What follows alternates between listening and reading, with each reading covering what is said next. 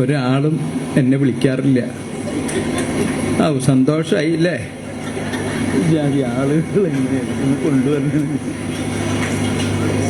തോറ്റു കഴിഞ്ഞപ്പോ ആരെങ്കിലും അല്ലെങ്കിൽ ഫോണിൽ ഭയങ്കര വിളികളാണ്. ആ തീവണ്ടി കൊരട്ടിയിൽ നിർത്തണം, ആ തീവണ്ടി ചാലക്കുടിയിൽ നിർത്തണം. പിന്നെ ഞാൻ തൃശ്ശൂരാണ് ജോലി ചെയ്യുന്നത്. അതുകൊണ്ട് കൊരട്ടിയിൽ ഈ വണ്ടി നിർത്തിയ വണ്ടിയുടെ ഒരു പ്രത്യേക പേരുണ്ട്. ദുരന്തരല്ല, ലോകം അവസാനിക്കുന്നത് വരെ കൊരട്ടിയിൽ ആ വണ്ടി നിർത്തില്ല. അതെനിക്കറിയാം.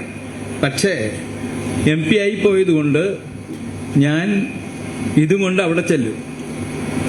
ഡൽഹിയിൽ അവിടെ ചെല്ലുമ്പോൾ ഒരു പ്രാവശ്യം ചെന്നു, രണ്ടാമത്തെ പ്രാവശ്യം, മൂന്നാമത്തെ പ്രാവശ്യം ആ മന്ത്രി വേറെ ആരോടോ സ്വകാര്യം പറഞ്ഞു. കാരണം സ്വകാര്യം ഏകദേശം എനിക്ക് മനസ്സിലായി, ഇയാൾക്ക് തലയ്ക്ക് വല്ല അസുഖമുണ്ടോ എന്നാണ്. ആ വണ്ടി ഇവിടെ തിരുവനന്തപുരത്ത് നിർത്തി കഴിഞ്ഞാൽ പിന്നെ എറണാകുളത്താണ്.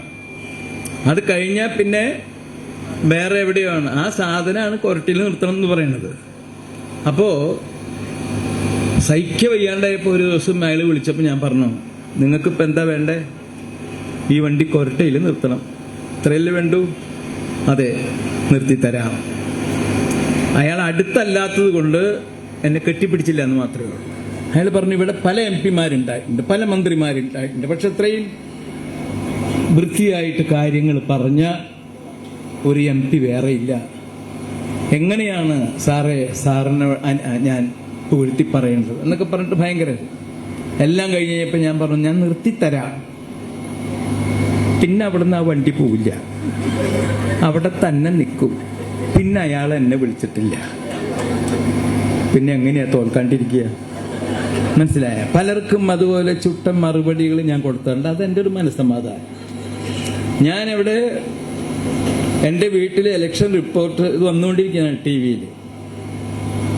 നമ്മുടെ ചെയർമാൻ ജോസ് ചിറ്റിലപ്പള്ളി ഉണ്ട്, വേറെ എൻ്റെ ഭാര്യ, മക്കള്, എല്ലാവരും ഇതിങ്ങനെ വരുമ്പോൾ വിചാരിക്കും നമ്മളിപ്പോൾ ജയിക്കും, ഇപ്പം ജയിക്കും. നിങ്ങളങ്ങനെ ചിരിക്കണ്ട, എനിക്ക് മനസ്സിലായി. ആ ചിരി ഇപ്പോഴെങ്കിലും നീ പാഠം പഠിച്ചില്ലടാ, അതാണെന്ന് എനിക്ക് മനസ്സിലായി. എന്നാലും എനിക്ക് കുഴപ്പമില്ല, എനിക്ക് സന്തോഷമാണ്. കാരണം എൻ്റെ നാട്ടുകാർ, എൻ്റെ വീട്ടുകാർ പോലുള്ള ആൾക്കാർ എന്നെപ്പറ്റി കളിയാക്കി ചിരിക്കുമ്പോഴും എനിക്കതിൽ ചെറിയൊരു സുഖമുണ്ട്. ആ കളിയാക്കലിൽ നിന്നൊക്കെ പഠിച്ച പാഠമാണ് ഞാനിപ്പോഴും പല സ്ഥലത്ത് പ്രയോഗിക്കുന്നത്. എന്തായാലും അതിങ്ങനെ എലക്ഷൻ വന്നുകൊണ്ടിരുന്നു. അപ്പോൾ കുറച്ച് കഴിഞ്ഞപ്പോൾ എൻ്റെ മുകളിലായി മറ്റേ ആൾ. അത് കഴിഞ്ഞ് പിന്നെ കുറച്ചും കൂടെ മുകളിൽ കയറി കഴിഞ്ഞപ്പോൾ ഞാൻ വെറുതെ മിസ്റ്റർ ജോസ് ചെയർമാൻ അദ്ദേഹത്തിനോട് പറഞ്ഞു. അപ്പം അദ്ദേഹം എന്നോട് പറഞ്ഞു, കയ്പമംഗലം എണ്ണീട്ടില്ല.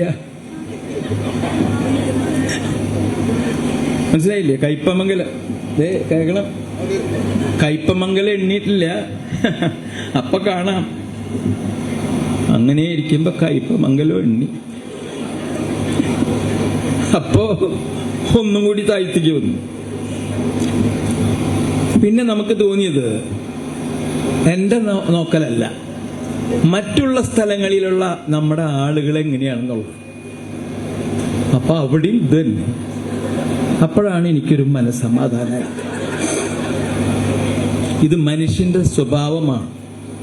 നിങ്ങൾ ആലോചിക്കണം, തൃശ്ശൂര് അല്ലെങ്കിൽ എല്ലാ സ്ഥലങ്ങളിലും എല്ലാവരും വളരെ താഴെ.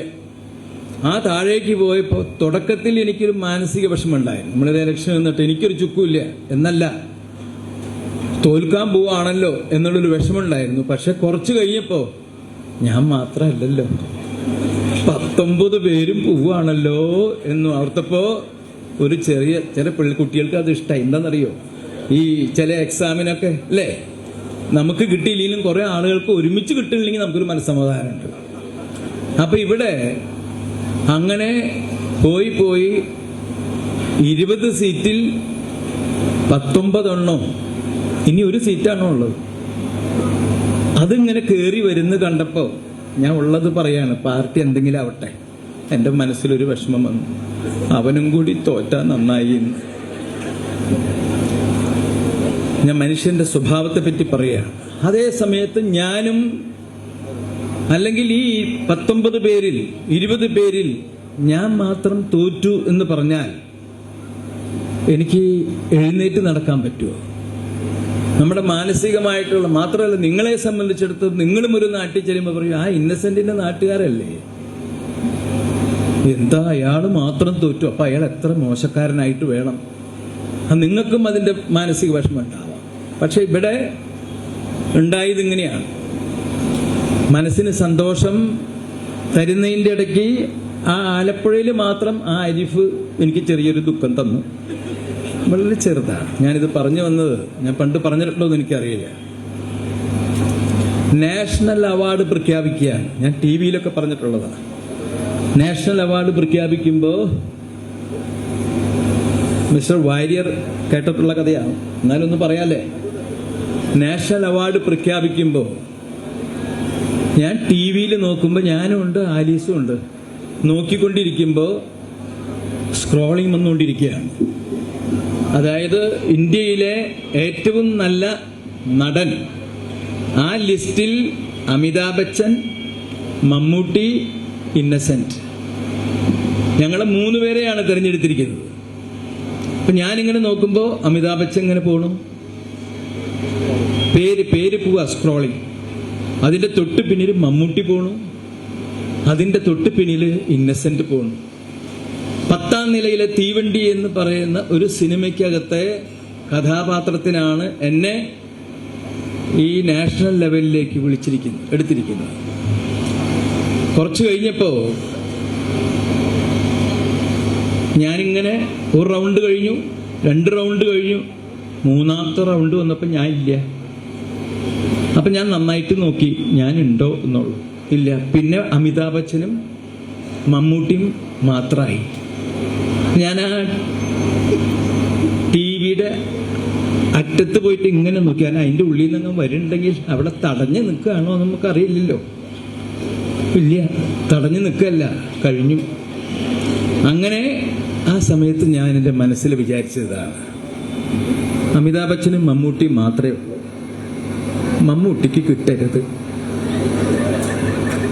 അമിതാഭ് ബച്ചന് കിട്ടട്ടെ. എൻ്റെ ഉള്ളിൽ തോന്നി. ഒരു റൗണ്ട് കഴിഞ്ഞപ്പോൾ മമ്മൂട്ടി ഔട്ടായി, അമിതാഭ് ബച്ചൻ മാത്രമായി. ഒരു മനസ്സമാധാനം എനിക്ക്. അപ്പൊ ഞാൻ അതിനേക്കാൾ മുമ്പ് ആലീസിന്റെ അടുക്ക പറഞ്ഞു, നമ്മുടെ തലയിൽ വന്ന് വീഴുമോ ഏത് ഈ അവാർഡ്? അപ്പൊ ആലീസ് പറഞ്ഞു, പേടിക്കേണ്ട ഒരു കാരണവശാലും വന്ന് വീഴില്ല. എന്തായാലും ഇയാൾക്ക് കിട്ടി എന്ന് കണ്ടപ്പോ മമ്മൂട്ടിക്ക് ഇല്ല എന്ന് വന്നപ്പോഴും ഒരു മനസ്സമാധാനം ഉണ്ടെങ്കിലും ആ മനസ്സമാധാനം പെട്ടെന്ന് പോയി. വേറൊന്നുമല്ല, എൻ്റെ മമ്മൂട്ടിയുടെ അച്ഛനായിട്ട് ഞാൻ അഭിനയിച്ചിട്ടുണ്ട്, അവന്റെ ജ്യേഷ്ഠനായിട്ട് ഞാൻ അഭിനയിച്ചിട്ടുണ്ട്, പല പടങ്ങളിലും എൻ്റെ മകനായിട്ട് അയാൾ അഭിനയിച്ചിരിക്കുന്നു. അയാളുടെ കുടുംബകാര്യങ്ങൾ എൻ്റെ അടുക്ക പറഞ്ഞിട്ടുണ്ട്, എൻ്റെ കുടുംബകാര്യങ്ങൾ അയാളോട് പറഞ്ഞിട്ടുണ്ട്, പല പ്രശ്നങ്ങളും കാര്യങ്ങളൊക്കെ. അത്രയും അടുപ്പമുള്ള അമ്മ എന്ന് പറയുന്ന സംഘടനയിൽ എൻ്റെ കൂടെ കുറെ കാലം അദ്ദേഹം സെക്രട്ടറി ആയിരുന്നു. അത്രയും അടുപ്പമുള്ള ഒരാളെ അയാൾക്ക് കിട്ടരുത് എന്നും അമിതാഭ് ബച്ചന് കിട്ടിക്കോട്ടെ എന്നും ഞാൻ എന്തിനാണ് ആലോചിച്ചത്? എനിക്ക് ആകെ പ്രശ്നമായി. പക്ഷെ എനിക്ക് ഉത്തരം കിട്ടി. ഉത്തരം വേറെ ഒന്നുമല്ല, ഉത്തരം ഇതാണ്. ഇങ്ങനെയുള്ള ഒരുപാട് കുശുമ്പും കുന്നായ്മയും അസൂയയും ഒക്കെ ചേർന്നതാണ് മനുഷ്യൻ. അതാണ് സംഭവം.